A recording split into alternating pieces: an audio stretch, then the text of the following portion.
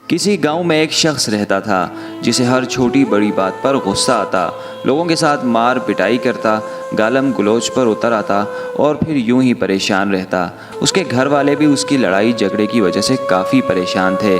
سب یہی سوچتے کہ آخر اس کا حل کیا نکلے گا۔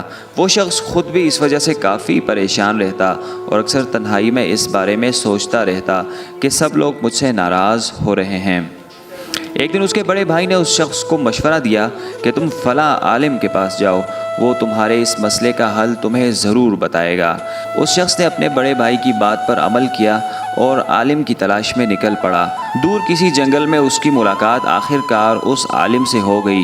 اس نے عالم کو سارا ماجرا بتایا کہ کیسے لوگ اس سے ناراض ہو رہے ہیں اور چھوٹی چھوٹی باتوں پر اسے بہت زیادہ غصہ آتا ہے۔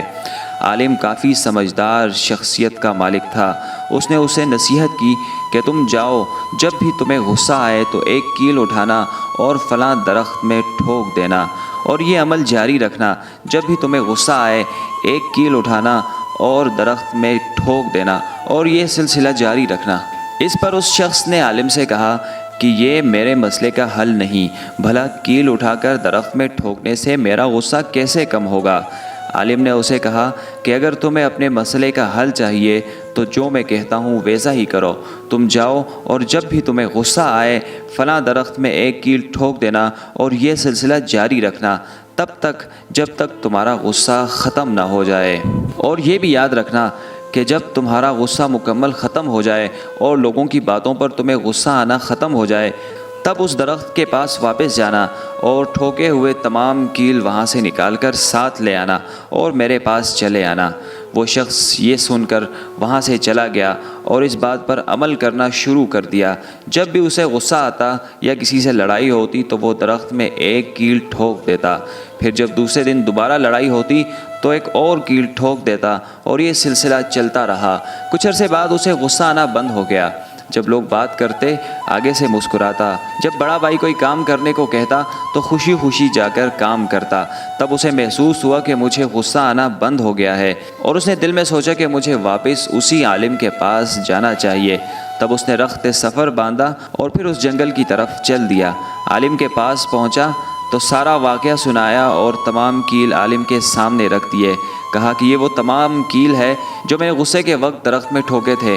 اب چونکہ مجھے غصہ آنا بند ہو گیا ہے تو میں آپ کی خدمت میں حاضر ہوا ہوں۔ عالم نے وہ تمام کیل اپنے ہاتھ میں اٹھائے اور اس کے سامنے رکھ دیے اور کہا کہ جب تم نے درخت سے یہ کیل نکالے تو درخت میں باقی کیا رہا؟ اس پر اس شخص نے جواب دیا کہ درخت میں کیل کے چھوٹے چھوٹے سوراخوں کے علاوہ وہاں کچھ نہ رہا۔ اس پر عالم نے اسے نصیحت کی کہ غصہ اسی کیلوں کی مانند ہے۔ جب تم کسی پر غصہ کرتے ہو تو اگرچہ غصہ ختم ہو جاتا ہے لیکن اس کے دل میں تمہارے لیے ایک چھوٹا سا سوراخ رہ جاتا ہے جسے بھرنا کافی مشکل ہے۔ اس لیے کہتے ہیں کہ غصہ اپنوں کو دور کرتا ہے۔ غصے سے جتنا اجتناب کیا جائے اتنا ہی بہتر ہے۔